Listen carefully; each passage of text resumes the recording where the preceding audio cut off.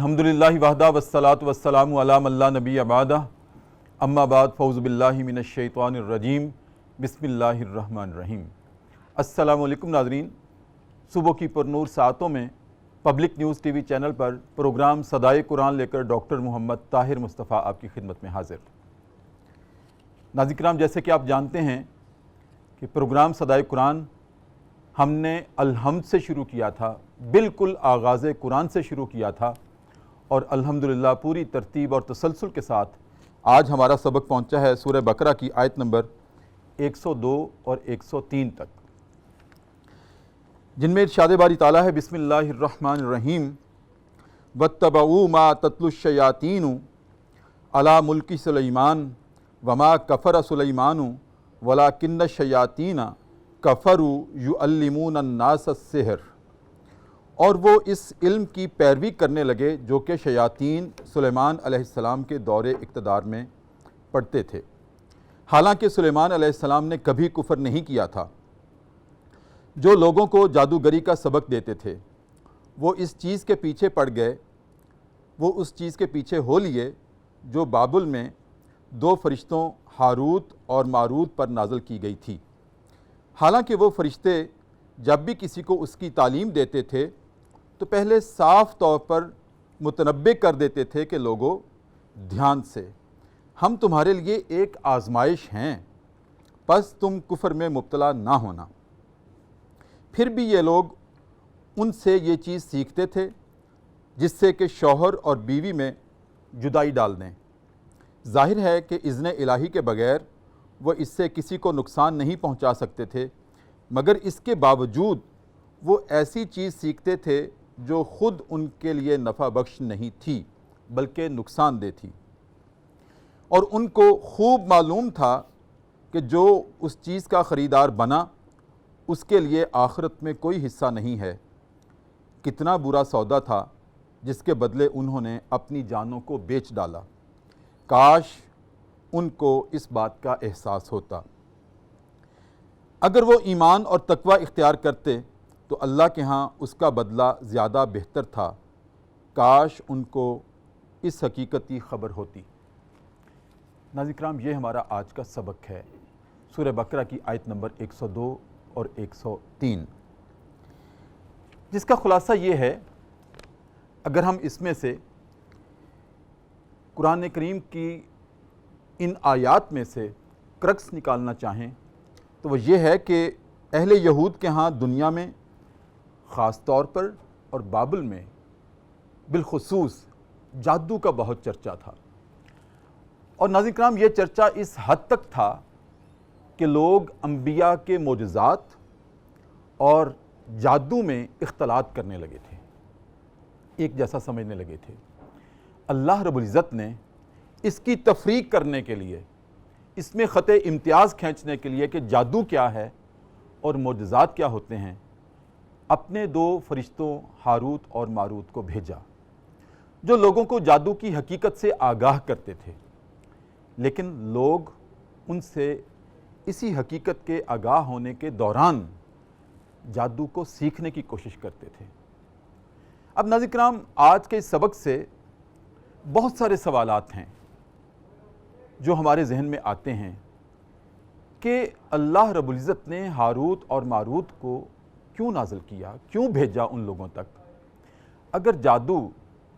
एक ममनू चीज़ थी, हराम चीज़ थी, तो फिर वो इसकी हकीकत किस लिए आगाह करते थे और उस हकीकत के आगाह करने के दौरान लोग क्यों सीखते थे, इसमें क्या हिकमत थी हारूत और मारूत को भेजने की। ये बहुत सारे सवाल हैं नाज़रीन किराम जिनको हम आज प्रोग्राम सदाए कुरान में डिस्कस करेंगे। और इन तमाम उलझनों को दूर करने के लिए नाज़रीन किराम आज प्रोग्राम सदाए कुरान में बड़ी मुस्तनद और मोतबर शख्सियात माशाअल्लाह मौजूद हैं। मेरी दाईं जानब जनाब डॉक्टर पीर तारिक शरीफ ज़ादा जो कि सीरत स्कॉलर हैं और माशाअल्लाह खूब दलील के साथ गुफ्तगू करते हैं। और उनकी गुफ्तगू में मैं तो यूँ समझूँगा कि आज हमारा मौजू भी जादू है, लेकिन उनकी गुफ्तगू में ही जादू है एक। السلام علیکم ورحمۃ اللہ۔ وعلیکم السلام ورحمۃ اللہ وبرکاتہ۔ کیسے ہیں آپ ڈاکٹر اللہ صاحب؟ کا احسان الحمدللہ۔ اور ناظرین کرام، میری بائیں جانب جو شخصیت ہیں ماشاءاللہ، ان کی گفتگو بھی بہت دلیل کے ساتھ ہوتی ہے، علمی ہوتی ہے، ماشاءاللہ مفتی ہیں آپ، عالم بھی ہیں، جناب مفتی غلام یاسین نظامی۔ السلام علیکم ورحمۃ اللہ۔ وعلیکم السلام ورحمۃ اللہ۔ ناظرین کرام، جناب مفتی صاحب ماشاءاللہ اسلامی اسکالر ہیں اور ہمارے ملک کا دونوں شخصیات بہت بڑا اثاثہ ہیں اور صدائے قرآن پروگرام کی آج زینت ہیں۔ میں خوش آمدید کہتا ہوں۔ ڈاکٹر صاحب، آج کا جو سبق ہے، ہاروت اور ماروت کو اللہ رب العزت نے بھیجا لوگوں کی کنفیوژن کو دور کرنے کے لیے، جس کو وہ سمجھ بیٹھے تھے کہ انبیاء کے معجزات اور جادو کے جو کرتب ہیں، جادو کے جو کرشمے ہیں، شاید یہ ایک جیسے ہیں، ان میں اختلاط ہے اور یہ بڑا ضروری تھا۔ اللہ رب العزت نے کبھی بھی اصول پہ کمپرومائز نہیں کیا۔ تو اس حقیقت سے آگاہ کرنے کے لیے ہاروت اور ماروت کو بھیجا۔ ڈاکٹر صاحب، اس سے پہلے کہ ہم اس تناظر میں گفتگو کریں کہ وہ جادو کی حقیقت سے آگاہ کرتے تھے ہاروت اور ماروت، اور ایسا جادو کا چرچا تھا کہ جس سے شوہر اور بیوی کے درمیان جدائی ڈل جاتی تھی، اور یہ بہت بڑا ایک سوشل لائف کے اندر ایک ڈیمیج تھا جو ہو رہا تھا۔ لیکن ڈاکٹر صاحب، اس سے پہلے کہ ہم قرآن کی رہنمائی اور قرآن کی حکمتوں کی طرف آئیں، صدائے قرآن کی طرف آئیں، میں سب سے پہلے تو آپ سے یہ سمجھنا چاہتا ہوں، اور بڑی تفصیل سے آج انشاءاللہ ہم گفتگو کرنا چاہتے ہیں آپ سے بھی، مفتی صاحب سے بھی، کہ جادو ہے کیا اور اس کی تاریخ کیا ہے؟ یہ اصل میں چیز کیا ہے جادو؟ بسم رب محمد کریم علیہ الصلاۃ والتسلیم۔ سب سے پہلے تو یادآوری کا شکریہ، اور ہمیشہ کی طرح آپ کا یہ جو پروگرام ہے، اس کی نسبت اور تعلق سے یہ جو صبح کی بابرکت ساعتیں ہیں، ان میں قرآن حکیم کے ساتھ لوگوں کی جو ایک رغبت قائم ہوتی ہے، جو ایک انسلاک قائم ہوتا ہے، یقیناً یہ بہت سارے دلوں کے اوپر جو دنیا کا زنگ آ جاتا ہے اس کو اتارنے کا ذریعہ بنتا ہے، اور لوگوں اور ان کے معبود کے درمیان جو انسانوں کی اپنی غفلت کی وجہ سے کثافت آ گئی ہوتی ہے، اسے لطافت میں بدلنے کا ذریعہ اور وسیلہ بن جاتا ہے۔ اللہ تعالیٰ آپ کی اور آپ کے چینل کی توفیقات میں ہر آن برکتیں عطا فرمائے۔ آج کا عنوان بڑا ہی دلچسپ بھی ہے اور بڑا بامانی بھی ہے، اور بڑا احتیاط طلب بھی ہے۔ اس پر گفتگو کرتے ہوئے اور ایک درجہ اس سے آگے اس عنوان پر کے ذیل میں سوچتے ہوئے بڑی ہی احتیاط جو ہے وہ درکار ہے، تاکہ کہیں دو بنیادی سچائیوں کے درمیان ایسا نہ جاؤ۔ یقیناً اس کی اہمیت کا اندازہ آپ اس بات سے خود لگائیں کہ قرآن حکیم جیسی عظیم الشان کتاب جو ہے اس نے اس پر کلام کیا، اور اللہ رب العزت نے اپنے اس لافانی پیغام کے اندر اسے بطور مضمون، بطور عنوان جو ہے اس کے لیے جگہ رکھی، تو اس سے اس کی اہمیت کا اندازہ ہوتا ہے کہ انسانی زندگی کا اس کے ساتھ کہیں نہ کہیں کسی نہ کسی انداز میں کسی نہ کسی طریقے سے ایک بڑا گہرا عمل دخل جو ہے وہ موجود ہے۔ اس بات سے قطع نظر کہ کوئی اس کے بارے میں کیسے اعتقادات رکھتا ہے، اس کے بارے میں کیسے نظریات رکھتا ہے، اس کے ہونے یا نہ ہونے پر کس طرح کی اس کی اپنی فکر ہے، لیکن کہیں نہ کہیں یہ ہماری اپنی زندگیوں میں یا ہمارے گرد و پیش جو لوگ موجود ہیں ان کی زندگیوں میں یہ عنوان جو ہے ہمیں نظر آتا ہے۔ اور قرآن حکیم کہ اس سے پہلے کہ میں جادو پر بات کروں، حصول برکت کے لیے قرآن حکیم کی نسبت اور تعلق سے یہ سامعین و ناظرین تک پیغام پہنچانا مقصود ہے۔ میں نے آج دیکھا کہ آج بھی آپ نے 2 آیات کا انتخاب کیا، تو جب آپ تلاوت فرما رہے تھے تو میرے دل میں فوراً وہ خیال آیا کہ حضرت عقبہ بن عامر رضی اللہ تعالیٰ عنہ یہ کہتے ہیں، رسول اللہ صلی اللہ علیہ وسلم مکے میں تشریف فرما تھے، اور مکے کے بالکل قریب 2 وادیاں تھیں، ایک وادی بتھان جسے وادی عقیق بھی کہتے ہیں، ایک وادی عقیق، 2 وادیاں تھیں، اور ان دونوں کی خاصیت یہ تھی کہ یہ انتہائی سرسبز تھیں۔ یہاں چرنے والے جانور جو تھے وہ بڑے فربا اور صحت مند ہو جایا کرتے تھے، ان کا گوشت بھی بہت اچھا ہوتا تھا اور ان کا دودھ بھی بہت اچھا ہوتا تھا۔ اللہ کے رسول صلی اللہ علیہ وسلم نے ایک صبح اپنے کاشانہ رحمت سے باہر تشریف لائے، اصحاب آپس میں گفتگو کر رہے تھے، حضور نے ان کو متوجہ کیا اور کہا کہ کیا تم میں سے کوئی اس بات کو پسند کرے گا کہ کوئی شخص جائے بغیر وادی بتھان یا وادی عقیق، ان دونوں میں سے کسی ایک میں جائے اور وہاں پر بغیر گناہ کیے، بغیر کسی کے ساتھ زیادتی کیے، وہاں سے 2 پلے پلائی جو فربا کوہان والی اونٹنیاں ہیں وہ وہاں سے لے آئے، تو تمہاری اس کے بارے میں کیا رائے ہوگی کہ وہ کیسا خوش نصیب ہے؟ تو سب نے کہا کہ یہ تو بڑا اعلیٰ درجے کا آدمی ہے، بڑا کمال کا آدمی ہے۔ رسول اللہ صلی اللہ علیہ وسلم نے فرمایا کہ اگر تم میں سے کوئی شخص الصبح قرآن حکیم یہ جو اللہ کی لافانی کتاب ہے اور اللہ کا ہدایت نامہ ہے مخلوق کے لیے، رہتی دنیا کے سارے انسانوں کے لیے، اگر کوئی شخص الصبح 2 آیات کی تلاوت کرے اور اس کی تفہیم پائے اور پھر اس کو اپنی زندگی کا حصہ بنائے تو مفہوم حدیث ہے، سرکار نے فرمایا کہ اس کے لیے ان وادیوں میں سے 2 فربہ اونٹنیاں لانے سے زیادہ بہتر اور زیادہ فائدے والا عمل یہ ہے کہ وہ قرآن حکیم کی 2 آیات کو سیکھے اور پھر اسے اپنی زندگی کا حصہ بنائے۔ پھر حضور نے فرمایا اگر 3 آیات سیکھے تو 3 اونٹنیوں سے بہتر ہے، 4 آیات سیکھے تو 4 اونٹنیوں سے بہتر ہے۔ جب آپ نے 2 آیات کہیں تو مجھے آقا کریم صلی اللہ علیہ وسلم کا یہ جو فرمان جو ہے وہ میرے دل و دماغ کو معطر کرنا شروع ہو گیا کہ آپ کس پروگرام کی نسبت اور تعلق سے ہم روزانہ 1-2 آیات سیکھتے ہیں اور غوث کا مطلب موقع ملتا ہے اور پھر اسے کسی نہ کسی درجے پہ اپنی زندگی میں شامل کرنے کی تحریک پیدا ہوتی ہے، تو اس نسبت سے یہ ایک بڑا خیر کا عمل ہے۔ اللہ تعالیٰ آپ کو مزید برکتیں عطا فرمائے۔ آج کا عنوان اگر اس کے حوالے سے تھوڑا سا سوچیں تو ہمیں پتہ چلتا ہے کہ جو جادو ہے اس کی تاریخ کم و بیش اتنی ہی پرانی ہے، اتنی ہی پرانی ہے جتنی انسانی تاریخ پرانی ہے۔ اچھا، یہ بہت ابتدائی دنوں سے جس چیز نے انسان کو اپنی طرف متوجہ کیا اور ایک اپنی لپیٹ میں لے لیا، متاثر کرنا شروع کیا، ایک درجے کے اوپر انسان کو متاثر کرنے سے اگلے درجے پہ مروب کرنا شروع کیا، وہ یہ بہت ابتدائی ان چند محرکات میں سے ایک محرک ہے۔ اس کا جو پہلا حوالہ ہمیں تاریخ میں ملتا ہے، میں نے ایک طالب علم کے طور پہ جب اس پہ سوچنا شروع کیا تو مجھے اندازہ ہوا کہ جناب نوح علیہ السلام کے زمانے میں سب سے پہلے جب ایک خشک جھاڑی کے اوپر جناب نوح علیہ السلام نے نگاہ التفات فرمائی تو آپ نے دیکھا کہ ایک جھاڑی بہت سرسبز تھی اور اس کے ارد گرد جو باقی جھاڑیاں تھیں وہ خشک تھیں، تو آپ نے 2 4 5 6 مرتبہ اس جھاڑی کی تعریف کی اور آپ کے ساتھ جو لوگ موجود تھے انہوں نے بھی اس کی تعریف کی کہ یہ کتنی خوبصورت لگ رہی ہے جو سرسبز ہے، اور باقیوں پر اظہار تاسف کیا، افسوس کیا کہ یہ جو ہیں وہ اس طرح خشک ہو گئی ہیں۔ تو جناب نوح علیہ السلام نے کہا کہ کیا تم اس اللہ کی بندگی اختیار نہیں کرنا چاہو گے جو اللہ اس کو سرسبز رکھتا ہے، انہیں خشک کرتا ہے اور پھر انہیں خشک کرنے سے ایک درجہ آگے جا کے دوبارہ سرسبز کرنے کی قدرت رکھتا ہے۔ جب نوح علیہ السلام نے یہ بات کہی نا تو انہوں نے کہا جی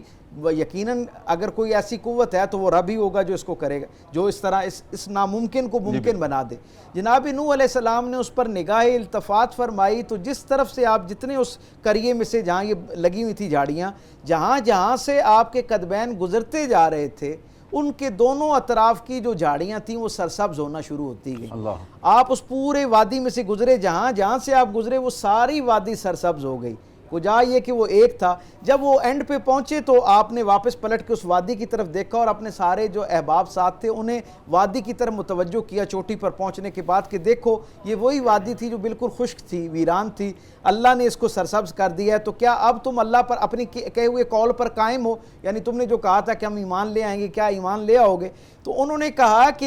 انہوں نے آپس میں چہ مگوئی شروع کر دی اور کہا کہ یہ تمہارے رب کا کیا ہوا نہیں ہے بلکہ یہ تمہارا جادو ہے، تمہارے جادو کی وجہ سے یہ جو چینج ہو گیا۔ تو میں نے جو تاریخ میں ایک طالب علم کے طور پہ پڑھا اور جن لوگوں نے جادو پہ بڑی علمی انداز میں تحقیق کی وہ بھی یہی بتاتے ہیں کہ جو پہلا باضابطہ انسانوں کی مکالمے کا کوئی ثبوت موجود ہے جہاں کہیں انسانوں نے لفظ جادو استعمال کیا۔ اب ہم دیکھتے ہیں کہ اس پہلے واقعے سے لے کے آج تک جادو کس چیز کے بارے میں انسانوں کے ذہن میں خیال آتا ہے کہ یہ چیز جادو ہے، ہر وہ ایک غیر مرئی عمل جس سے ہمارا ذہن قبول نہ کر رہا ہو، جو ظاہرات کی دنیا میں جو اویلیبل سورسز ہیں یا ریسورسز ہیں ان کی بنیاد پر جو تبدیلی وقوع پذیر نہیں ہوتی بلکہ ہماری عقل اور فہم سے ایک درجہ آگے بڑھ کر جو تبدیلی ہمارے سامنے آتی ہے، جس کا نتیجہ سامنے آتا ہے، اس کے محرکات ہمارے سامنے نہیں ہوتے، اس کے اسباب ہمیں نہیں، ان کا علم نہیں ہوتا۔ اسباب یقیناً اسباب موجود ہوتے ہیں لیکن ہمارے فہم سے باہر ہوتے ہیں۔ آپ یہ بھی دیکھیں کہ کئی ایسی چیزیں جن کے بارے میں انسان برسا برس، بلکہ اگر آپ مجھے اجازت دیں تو صدیوں جسے انسان جادو کے ذیل میں تصور کرتا رہا، جب علم کی گتھیاں سلجھنا شروع ہوئیں اور اللہ نے انسانوں کے اوپر اپنے خزانے، اپنے راز جو ہیں ان کو کھولنا شروع کیا، تو بہت ساری ایسی چیزیں جو جادو کے ذیل میں جن پر پختہ ایمان تھا لوگوں کا، ایمان سے مراد پختہ یقین تھا لوگوں کا، اور وہ تسلسل کے ساتھ وہ یقین اگلی جنریشنز کو منتقل ہو رہا تھا۔ کیوں؟ اس لیے کہ ان کو اس کے بنیادی اسباب نظر نہیں آ رہے تھے جس کی وجہ سے وہ تبدیلی وقوع پذیر ہوتی تھی۔ وہ اسی طرح نظریے کی بنیاد پر بغیر اختلاف کے یعنی علمی انداز میں جن چیزوں کے اسباب موجود ہوتے ہیں ان پہ تو ہر زمانے کے لوگ جب سوچتے ہیں تو ایک نئی ڈائمنشن آ جاتی ہے، اختلاف آ جاتا ہے، لیکن جادو سے وابستہ کچھ چیزیں جن کو انسان طے کر چکا تھا کہ یہ جادو کے ذیل میں ہیں، ان پر انسان نے سوچنے کا دروازہ بند کر دیا تھا اور انہیں گویا جادو کے ذیل میں قبول کرتے ہوئے ہار مان چکا تھا انسان۔ پھر رفتہ رفتہ اللہ نے کرم فرمایا اور انسانوں کے ذہن جو ہیں ان کے اندر تحقیق کی جستجو بڑھنا شروع ہوئی، اسباب اور رموز جو ہیں وہ کھلنا شروع ہوئے، اور آہستہ آہستہ ایک بڑی تعداد ایسی چیزوں کی ہے جو آج سے چند صدیاں پہلے تک بھی انسان کی نظر میں وہ جادو کے ذیل میں تھیں، لیکن اب وہ کسی نہ کسی علم کتابیں، اور علم کتابیں اس لیے ہیں، جادو اور علم میں جو بنیادی فرق ہے وہ میں یہ سمجھتا ہوں یہی ہے کہ جس میں اسباب کا ظاہر ہونا ثابت ہو رہا ہو اور انسانی عقل کی رسائی ان اسباب تک ہو جائے، ان بیسک سورسز تک ہو جائے، اسے انسان علم کہہ رہا ہوتا ہے، خواہ کتنا ہی وہ حیران کر دینے والا کام کیوں نہ ہو۔ لیکن جن کے ظاہری اسباب انسانی علم کی شکل میں انسان پر نہیں کھلتے، ان کے سامنے اپنی بے بسی کا اعلان کرتے ہوئے انسان اس کو جادو کہہ رہا ہوتا ہے۔ بہت خوبصورت ڈاکٹر صاحب آپ نے وضاحت فرمائی، اور مفتی صاحب آپ کی طرف بھی آنا چاہتا ہوں اور آپ کی اجازت سے ایک وقفہ لے لوں اور اس کے بعد آپ سے۔ ناظرین کرام، جناب ڈاکٹر پیر طارق شریف زادہ نے ماشاءاللہ کتنے خوبصورت انداز میں نے پہلے ہی کہا تھا کہ ان کی ماشاءاللہ گفتگو میں خود ایک سحر ہے اور جادوئی گفتگو ہے۔ ہم جادو پہ گفتگو کرنے لگے ہیں، میں خود ان کے گفتگو کے جادو میں آ رہا ہوں۔ تو وقفہ ہے اور وقفے میں ہم چلتے ہیں دربار رسالت میں اور اپنے نبی کریم صلی اللہ علیہ وآلہ وسلم کی ذات اقدس پر ایک مرتبہ درود کریم کا نذرانہ پیش کرتے ہیں اور واپس آتے ہیں۔ وقفے کے بعد ناظرین کرام دوبارہ آپ کی خدمت میں حاضر صبح کی پرنور سے آتے ہیں۔ Public news T V channel ہے، ہمارا پروگرام ہے صدائے قرآن، اور آج ہمارا سبق ہے سورہ بقرہ کی آیت نمبر 102 اور 103، جس میں ہاروت اور ماروت کو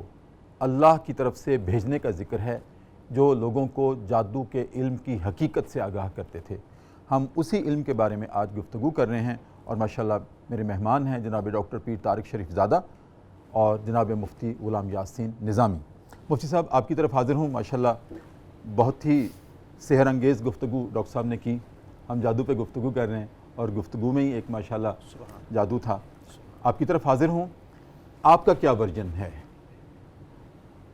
کہ جادو کی حقیقت کیا ہے؟ بسم اللہ الرحمن الرحیم۔ قبلہ ڈاکٹر صاحب بہت بہت شکریہ۔ سب سے پہلی بات تو یہ ہے کہ آپ نے اپنے انٹرو میں جو مقدمہ پیش کیا وہ بڑا خوبصورت ہے، اور اس کے اندر اگر دیکھا جائے نا ان دو آیات کا اجمالی تعارف وہ آپ نے بڑے خوبصورت انداز میں چیدہ چیزیں جو ہیں جو ان آیات سے ریلیٹڈ ہیں وہ آپ نے بیان کر دی ہیں، اور بڑا خوبصورت، بڑا جاندار اور بڑا شاندار انٹرو جو ہے وہ آپ نے پیش کیا ہے۔ اور دوسرے نمبر پر یہ ہے جس طرح کہ ڈاکٹر صاحب نے بھی اس حوالے سے یعنی درس قرآن کی فضیلت کو اجاگر فرمایا ہے، تو یہ ہمارے لیے بڑی سعادت والی بات ہے کہ روزانہ جو ہے اس پبلک نیوز کے ذریعے صدائے قرآن کے نام سے یہ جو سلسلہ شروع کیا گیا ہے، یہ سلسلہ جو ہے یہ در حقیقت اللہ اور اس کے رسول کا پیغام جو ہے یہ گھر گھر تک پہنچانے کا ایک ذریعہ ہے۔ تو یہ خوش قسمتی ہے کہ اس کے ذریعے روزانہ جو ہے قرآن عزیز کو سیکھنے سمجھنے کا موقع ملتا ہے۔ سب ہماری خوش قسمتی یہ ہے کہ آپ جیسی شخصیات ماشاءاللہ تشریف لاتی ہیں اس پروگرام میں، اور ناظرین تک وہ اصل حقائق آپ کھول کے رکھتے ہیں جو کہ ہمارے آج کے زندہ مسائل ہیں۔ سبحان۔ اور انہی میں سے آج یہ بہت بڑا مسئلہ ہے کہ جن میں سے جیسے ڈاکٹر صاحب نے بھی ارشاد فرمایا تھا، کوئی نہ کوئی کسی نہ کسی پہلو سے یہ سوچتا ضرور ہے مجھ پہ جادو تو نہیں، مجھ پہ کوئی اثر تو نہیں ہے۔ کوئی تھوڑا سا انسان اس کی بیماری طویل ہو جاتی ہے، ہم کہتے ہیں اثرات لگتے ہیں۔ تو اس کی حقیقت سے آگاہ ہونا بہت ضروری تھا آج ہمارے۔ جی، تو جس طرح کہ میں عرض کر رہا تھا کہ یہ جو صدائے قرآن کا سلسلہ ہے یہ در حقیقت یہ ایک سلسلہ نہیں ہے، یہ رحمتوں کے حصول کا ایک ذریعہ ہے، یہ ہدایت کے حصول کا ایک ذریعہ ہے، اور آج کے موضوع کی مناسبت سے یہ شفا کے حصول کا ذریعہ ہے۔ واہ سبحان اللہ۔ قرآن جو ہے یہ اللہ تبارک و تعالی نے باعث شفا ہمارے لیے بنایا ہے۔ ایسے تو دیکھا جائے تو اتنی بڑی شفا والی جو ہے کتاب اللہ تبارک و تعالی نے ہمیں عطا فرمائی ہے، تو یقیناً اس قرآن کے ساتھ اپنا تعلق مضبوط بنانا یہ در حقیقت اپنے آپ کو جسمانی اور روحانی دونوں بیماریوں سے محفوظ رکھنے کا ایک بہترین ذریعہ ہے۔ اور جہاں تک تعلق ہے ان آیات مقدسہ کے حوالے سے جو سورہ بقرہ کی آیہ نمبر 102 اور 103 ہے، سب سے پہلی بات تو یہ ہے کہ سورہ بقرہ کے اندر 3 بنیادی عقائد کو بیان کیا گیا ہے: عقیدہ توحید، عقیدہ رسالت اور عقیدہ آخرت۔ اسی طرح جو سورہ بقرہ کی تمام آیات ہیں، تمام کی تمام آیات کے اندر ان 3 عقائد کو بنیادی طور پر بیان کیا جاتا ہے۔ سبحان اللہ۔ اگر ہم یہاں پر دیکھیں نا، یہاں پر عقیدہ توحید بھی ہے، عقیدہ رسالت بھی ہے اور عقیدہ آخرت بھی ہے۔ اللہ تبارک و تعالیٰ نے ان 3 عقائد کو یہاں پر ثابت کیا ہے اور یہود کے عقائد کا رد فرمایا ہے۔ جس طرح کہ آپ نے اپنے انٹرو کے اندر بھی اس بات کو بیان فرمایا کہ دیکھا جائے نا، ان آیات کے نزول کا بنیادی مقصد کیا ہے۔ جب نبی کریم صلی اللہ علیہ وآلہ وسلم مدینہ منورہ تشریف لے گئے تو وہاں کے یہود، یہ سیدنا سلیمان علیہ السلام کے بارے میں ان کا یہ نقطہ نظر تھا، معاذ اللہ ثم معاذ اللہ، وہ ان کے بارے میں یہ کہا کرتے تھے کہ وہ ایسے ہیں، جادوگر کے الفاظ کے ساتھ ان کو تعبیر کیا کرتے تھے۔ تو اللہ تبارک و تعالیٰ نے ان آیات کو نازل فرما کر سیدنا سلیمان علیہ السلام کی نبوت کی حقانیت اور صداقت کو ثابت فرمایا ہے، اور یہ ثابت جو ہے وہ اپنے پیارے رسول صلی اللہ علیہ وآلہ وسلم کی زبان کے ذریعے، یعنی اس وقت کے یہود جو تھے ان کے اس باطل عقیدے کا رد بھی فرمایا، اور اس سے پہلے سیدنا سلیمان علیہ السلام کے زمانے سے جتنے بھی یہود آ رہے تھے تمام کے عقائد کا ان آیات مقدسہ کے ذریعے اللہ تبارک و تعالیٰ نے رد فرمایا ہے۔ اور دوسرے نمبر پر ذہنوں میں سوال یہ پیدا ہوتا ہے کہ یہ ہاروت اور ماروت کو نازل کرنے کی حکمت کیا ہے؟ انبیاء اعظام کے ذریعے اللہ تبارک و تعالیٰ نے یہ کام کیوں نہیں لیا؟ اس کی ایک بنیادی وجہ یہ ہے کہ انبیاء اعظام کی ذات جو ہیں وہ بہت عظمت والی ذاتیں ہیں، ان کو یہاں پر اس لیے یہاں پر ان کے ذریعے یہ والا پیغام نہیں دیا گیا، یہ والا کام جو ہے ان کے ذریعے، کیونکہ یہ کام جو ہے وہ نامناسب ہے، اور اس کے نامناسب ہونے کا ان آیات کے اندر ذکر بھی کیا گیا ہے۔ اللہ تبارک و تعالیٰ نے بہت بڑی بات آپ کر رہے ہیں۔ اللہ تبارک و تعالیٰ نے اپنے نبیوں کی عظمت کو اجاگر فرمایا ہے کہ میرے نبی جو ہیں وہ ان کاموں کے لیے نہیں ہے، ان کاموں کے لیے میرے 2 فرشتے ہی کافی ہیں، اور وہ فرشتے جس مقصد کے لیے نازل کیے وہ جادو سکھانے کے لیے نہیں، بلکہ جو حقیقت کو کھولنے کے لیے، بلکہ اس وقت کیونکہ جادو کا مرکز اس زمانے میں بابل شہر تھا، تو بابل شہر کے اندر ان فرشتوں کو بھیجا گیا تاکہ ان کو جا کر سمجھایا جائے کہ جس جادو کے پیچھے تم لگے ہوئے ہو، یہ جادو جو ہے یہ در حقیقت تمہاری گمراہی کا ذریعہ ہے، اور اگر تم اس کے پیچھے چلو گے تو تم اپنے ایمان کو خراب کرو گے، اپنے ایمان کو تباہ و برباد کر ڈالو۔ اور یہ کتنا یعنی گھاٹے کا سودا ہے، اور بہترین سودا یہ ہے کہ آپ ان انبیاء اعظام کی تعلیمات کی پیروی کریں کہ جو انبیاء اعظام جس مقصد کے لیے اللہ تبارک و تعالیٰ نے دنیا میں نازل فرمائے ہیں۔ تو یہاں پر دوسرے نمبر پر یہ ہے کہ ہاروت اور ماروت کو بھیج کر انبیاء اعظام جی عظمت اور ان کی فضیلت کو اجاگر فرمایا ہے۔ اب یہاں پر مفتی صاحب نے، میں ماشاءاللہ ابھی تک آپ کی خوبصورت اس نقطے پہ ہوں، مفتی صاحب نے بڑی خوبصورت بات کی کہ انبیاء کے ذریعے سے یہ کام کیوں نہیں لیا گیا، کہ ان کی عظمت اس بات کا تقاضا کرتی تھی کہ یہ کام ملائکہ بھی کر سکتے ہیں۔ وہ ایسے ہی ہے کہ مفسرین نے، میں نے لکھا ہوا پڑھا مطالعے میں، کہ جب حضرت ابراہیم علیہ السلام کو اسماعیل علیہ السلام کے گلے پر چھری چلانے کا حکم دیا گیا تو وہ وحی میں نہیں دیا گیا، خواب کے ذریعے سے دیا گیا۔ کیوں؟ کہ وحی کے تمام مندرجات وہ فطرت کے مطابق ہوتے ہیں، اور بیٹے کے گلے پہ چھری چلانا فطرت کے مطابق نہیں تھا، خواب میں امتحان لیا گیا۔ منصب رسالت خود اتنا عظیم اور مرتبت ہے کہ اس کی نسبت میں بھی کوئی ایسی کمزور بات جو ہے اللہ تعالیٰ نہیں وابستہ کرنا چاہتا، کیونکہ اپنے زمانے کا سب سے بہترین انسان بطور رسول منتخب کیا جاتا ہے، اور یہ وحی کی شفافیت، اور وحی کی یہ اعلیٰ درجے کی شفافیت، نفاست اور ایک اس سے اگلے درجے کی لطافت کا تقاضا ہے کہ اس میں ایسی کوئی کثیف چیز شامل نہ کی جائے۔ جی تو میں اچھا اس کے اندر جو تیسری چیز ہے جو بیان کی گئی ہے کہ جادو در حقیقت ہے کیا، جی جی، جو ہمارا بنیادی سوال ہے، اس حوالے سے عرض یہ ہے کہ جادو کے اندر دیکھا جائے تو شیطان کا قرب حاصل کیا جاتا ہے، جادو میں شیطان کا تقرب حاصل کیا جاتا ہے اور اس کی مدد سے مدد لی جاتی ہے، ایسے غلیظ اور ناپاک کام کیے جاتے ہیں کہ جن کاموں کے کرنے کا انسان صاحب یہ اگلا مرحلہ ہے، جی بہتر ہوگا، اگلا مرحلہ ہے۔ میں یہی سے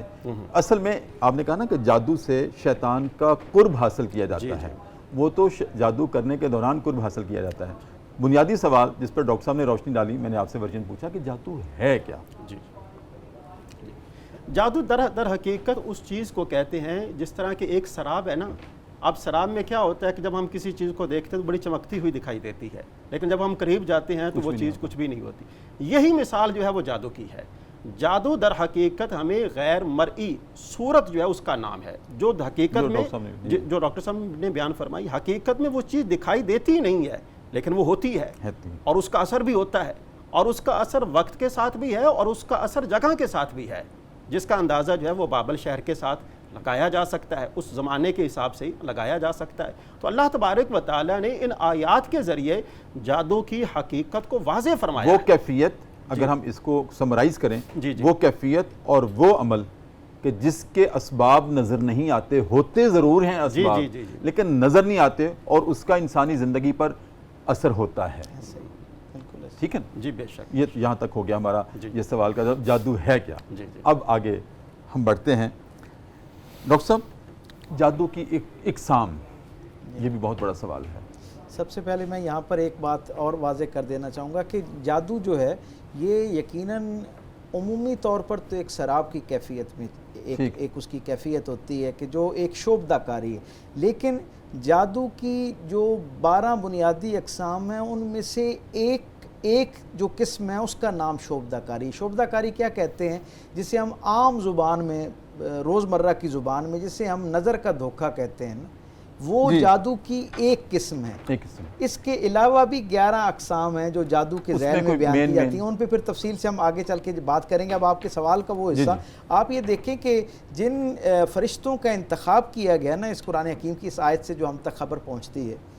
اللہ رب العزت نے ان 2 فرشتوں کے بالاہتمام نام کے ساتھ ان کا تذکرہ کیا، تاکہ یہ ایک پیغام پہنچے کہ اللہ کی ساری لطافت پر مبنی مخلوقات جو ہیں ہم عمومی طور پر ان سے جادو اور غیر مرئی چیزوں کو منسوب کر دیتے ہیں۔ ایک تو اس میں یہ پیغام ہے کہ سارے فرشتوں کو اس کام پہ اللہ نے یہ صلاحیت جو ہے وہ نہیں دے رکھی، اور یہ ان کے جب ان کی تفصیل میں ہم جاتے ہیں تو بابل شہر کے اندر ان کا ظہور ہوتا ہوا نظر آتا ہے ان دونوں فرشتوں کا۔ لیکن اس سے پہلے صاحبان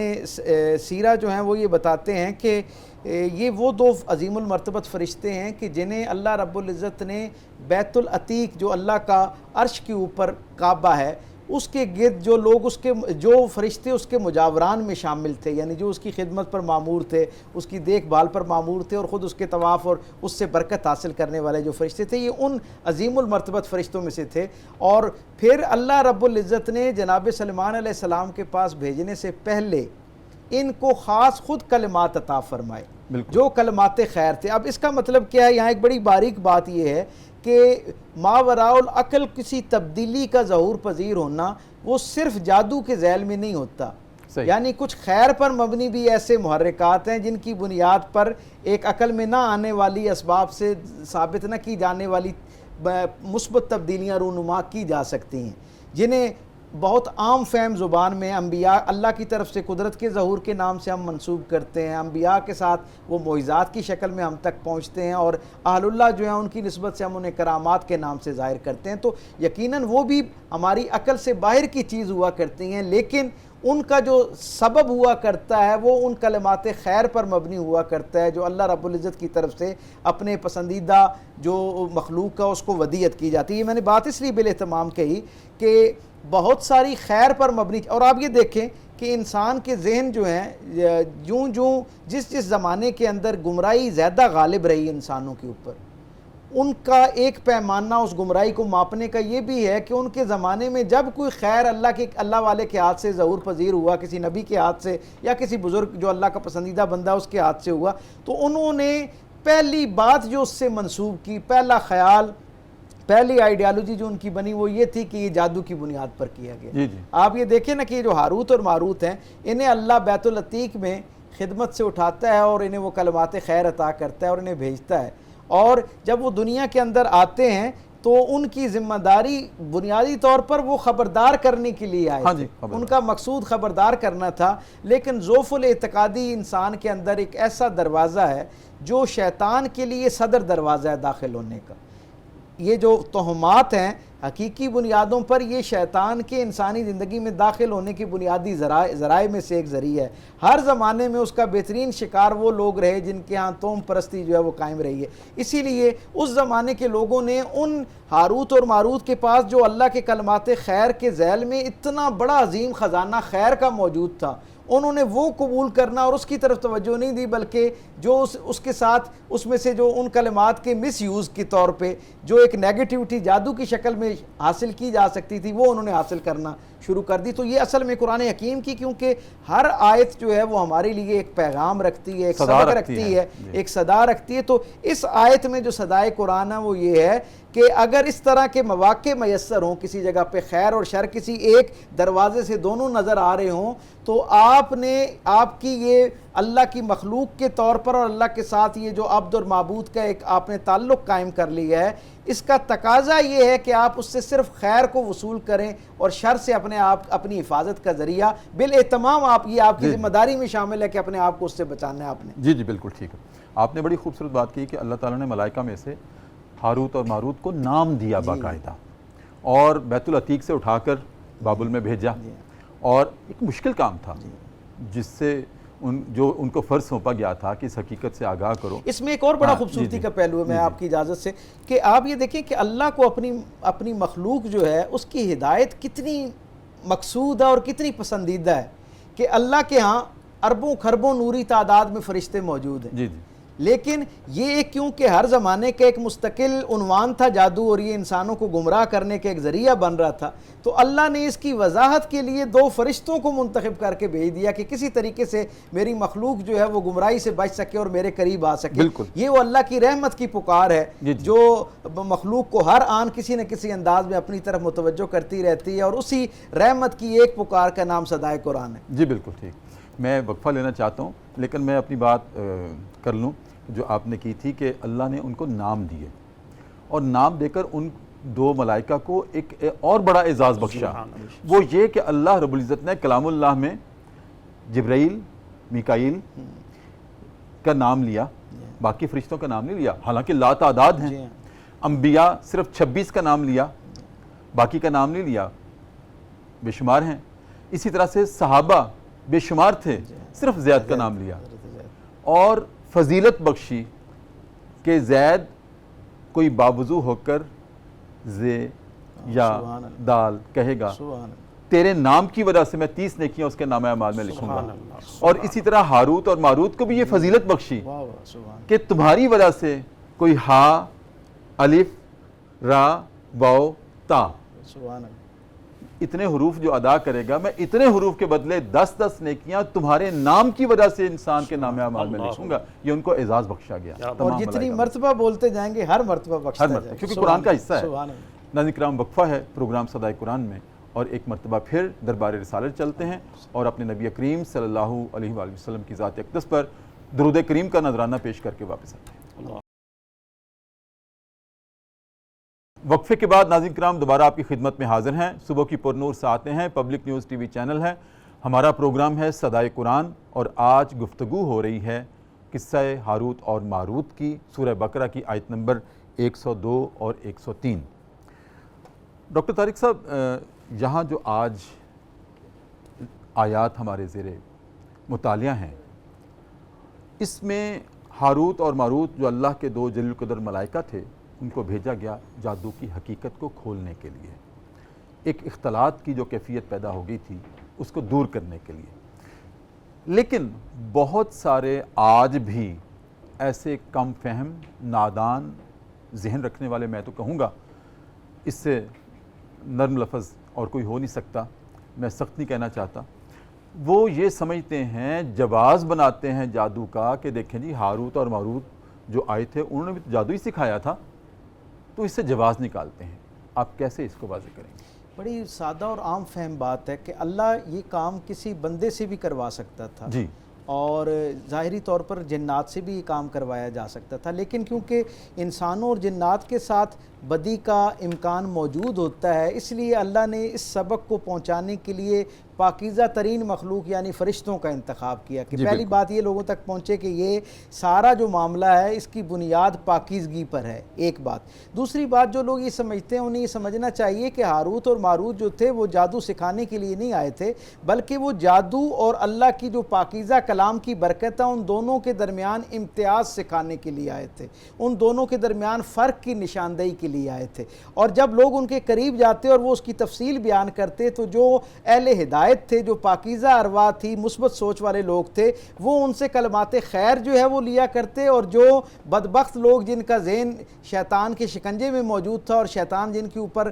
غالب آ چکا تھا، وہ ان کے مکالمے، ان کی گفتگو اور نصائح میں سے وہ جو ان کی طرف سے تنبیہ آتی تھی، خبرداری آتی تھی، اس کو سیکھنا شروع کر دیتے تھے اور اس کو اپنی زندگی میں لے لیتے تھے۔ یہ بالکل ایسی بات ہے جیسے ایک آدمی کسی ڈاکٹر کے پاس جائے اور اس کو بتائے اپنی بیماری یا اپنی کیفیت ظاہر کرے، اور ڈاکٹر کہے کہ یہ چیزیں تمہاری زندگی کے اندر مشکلات پیدا کرنے کا ذریعہ بن سکتے ہیں، بیماری کو بڑھانے کا ذریعہ بن سکتے ہیں، ان میں لذات ضرور ہیں، ان کے اندر لذت اور کیفیت موجود ہے، لیکن یہ حقیقی معنی تمہارے نقصان دہ ہے۔ تو یہ بالکل انہوں نے بھی ان کی وہ جو جادو کے اندر شعبدہ کاری کا ایک طلسم ہے اس کو تو بیان کیا، لیکن اس کی جو کشش تھی وہ بھی بیان کی، لیکن اس کے ساتھ اس کے اندر جو نقصانات تھے ان کو بھی بیان کیا۔ بدبخت اور کم فہم لوگوں نے اس میں سے وہ تھا اس کو لینا شروع کر دیا، نیگیٹیوٹی کو، اور پازیٹیوٹی جو تھی اس کو انہوں نے ترک کر دیا، نصیحت کو چھوڑ دیا اور اس کے اندر جو خبرداری کا پہلو تھا اسے اپنانا شروع کر دیا۔ جی بالکل ٹھیک۔ ناظرین کرام، بہت اہم گفتگو جادو کے اوپر، جادو کی حقیقت کیا ہے، اور آپ یوں سمجھیں کہ آج کا پروگرام ہمارا ابھی پارٹ 1 تھا۔ ابھی یہ انشاءاللہ اس پہ جو باقی مضمرات ہیں جادو کے، اور جو اس کے اندر ایسی چیزیں ہیں جو کہ انسان کے لیے نقصان دہ ہیں، اور اللہ تعالیٰ کے احکام کیا ہیں، اس کے بارے میں ابھی تسلسل سے ہم بات چیت کریں گے۔ ابھی بہت سارے سوالات باقی ہیں جو انشاءاللہ آپ کے سامنے رکھنے ہیں۔ آج کے پروگرام میں اتنا ہی۔ ناظرین کرام، اب ہمارا وقت ہوا ہے ذکر صاحب قرآن کا۔ ناظرین کرام، نبی کریم صلی اللہ علیہ وآلہ وسلم ایک رات مسجد میں بیٹھے ہوئے تھے، عشاء کی نماز کے بعد کا وقت تھا کہ حضرت جابر بن عبداللہ آپ کے سامنے حاضر ہوئے اور عرض کیا، یا رسول اللہ، بھوک بڑی سخت لگی ہے۔ تو آپ نے اپنے گھر میں نظر دوڑائی، وہاں پہلے ہی فاقہ تھا۔ تو صحابہ چند سامنے بیٹھے تھے، اپنے صحابہ کو مخاطب کر کے ارشاد فرمایا، میرے صحابہ، میرا ایک مہمان ہے، کوئی ہے جو اس کو کھانا کھلا دے؟ حضرت طلحہ انصاری رضی اللہ تعالیٰ عنہ نے ناظرین کرام ہاتھ کھڑا کیا، یا رسول اللہ، میں لے جاتا ہوں، اپنے گھر لے جاتا ہوں۔ تو آپ نے بازو تھمایا حضرت طلحہ انصاری کے ہاتھ میں، حضرت جابر بن عبداللہ کا، اور وہ اپنے گھر لے گئے۔ جب گھر لے گئے تو اپنی اہلیہ سے کہا حضرت طلحہ انصاری نے کہ میں مہمان رسول لایا ہوں کھانا کھلانے کے لیے۔ وہ کہنے لگی، کھانا تو صرف آپ کا پڑا ہے، صرف ایک بندے کا ہے۔ تو آپ نے حضرت طلحہ نے کہا اپنی اہلیہ سے، کوئی بات نہیں، آپ کھانا لگا دو۔ اور کھانا لگانے کے دوران حضرت طلحہ انصاری رضی اللہ تعالیٰ عنہ نے دیا بجھا دیا اور مہمان رسول کو سامنے بٹھا لیا، اور خود ناظرین کرام اندھیرے میں حضرت طلحہ انصاری صرف اپنا خالی ہاتھ کھانے تک لے جاتے اور خالی ہاتھ واپس لاتے، اور سارا کھانا مہمان رسول کو کھلا دیا۔ جب یہ منظر اللہ رب العزت نے دیکھا تو فوراً سورہ حشر کی آیت نمبر 9 نازل کی، وَيُؤْثِرُونَ عَلَىٰ أَنفُسِهِمْ وَلَوْ كَانَ بِهِمْ خَصَاصَةٌ۔ اے نبی، اے ہمارے محبوب، کیا بات ہے آپ کی تربیت کی، کیا بات ہے آپ کے صحابہ کی۔ آج عجیب ہی منظر ہم نے دیکھا ہے کہ آپ کے میزبان طلحہ انصاری نے دیا بجھا دیا اور سارا کھانا اپنے مہمان کو، جو کہ آپ کا مہمان تھا دراصل، اس کو کھلا دیا۔ ہم بہت خوش ہوئے ہیں، اور یہ آیت نازل کی کہ وہ اپنی جانوں پر